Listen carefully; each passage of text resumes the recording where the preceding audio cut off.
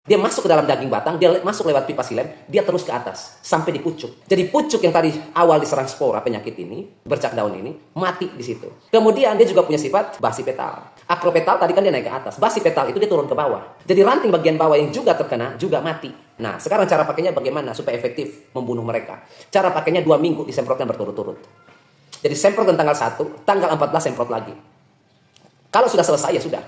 Tetapi kalau masih ada beberapa yang masih bandel, ya, hajar lagi di tanggal 28. Jadi tanggal 1, tanggal 14, lakukan di sore hari. Tanggal 1 penyemprotan dan tanggal 14 penyemprotan. Kalau sudah sembuh, selesai. Tetapi kalau masih ada beberapa, 1-2, yang lain sudah sembuh, Pak. Ada satu buah pohon kakao yang masih sedikit terjangkit. Penyakitnya masih sedikit berkembang di bagian beberapa pucuk. Hajar lagi di tanggal 28. Selesai, tuntas sudah. Seperti itu ya. Nah, jadi itu yang tadi saya bilang. Ini hanya jamur biasa. Seperti itu ya. Tidak begitu menakutkan. Yang Anda gagal panen, yang Anda rugi besar, yang Anda bangkrut itu karena tidak ketemu obatnya. Seperti itu. Ya iya, gimana Anda minta solusi ke orang yang nggak tahu VSD ini apa? Penyerangannya di bagian mana? Cara kerjanya seperti apa? Membunuhnya seperti apa? Orang tidak tahu penyakitnya, terus orang kasih obatnya gimana ceritanya? Anda harus tanyakan di orang yang tahu VSD ini apa.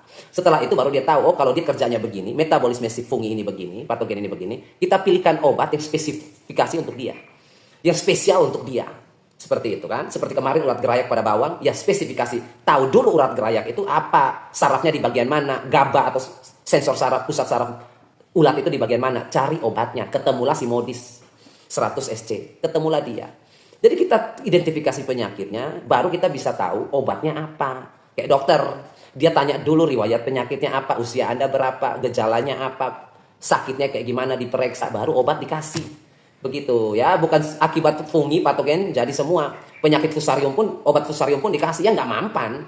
Obat kolektotrikum pun dikasih, pitoptora pun dikasih, nggak mampan. Yang namanya untuk efektif bunuh fusarium, pitoptora, nggak mungkin dia bunuh VSD. Nggak mungkin. VSD ini genus beda lagi. Untuk genus VSD ini, apa tadi? Theobromai. Theobromai ini ya harus Fujiwan, Wus, atau Topsin. Itu baru bisa. Ya, jadi nanti linknya saya taruh di deskripsi saja untuk Bapak Ibu yang kalau misalnya sulit mendapatkan fungisida ini di toko pertanian di daerah Bapak Ibu, bisa pesan saja. Nanti saya pilih yang amanah, jujur, dan paling murah.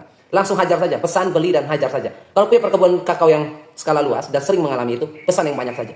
Seperti itu untuk stok, seperti itu, atau kebutuhannya banyak ya beli banyak saja. Jangan sampai nanti beli sedikit-sedikit pengirimannya babak belur. Ya, seperti itu Bapak Ibu semuanya. Tadi saya sudah bilang bahwa saya berani jamin 85%. Setelah Anda nonton video ini, Anda yang mengalami penyakit VSD pada tanaman kakao Anda, selesai hari ini.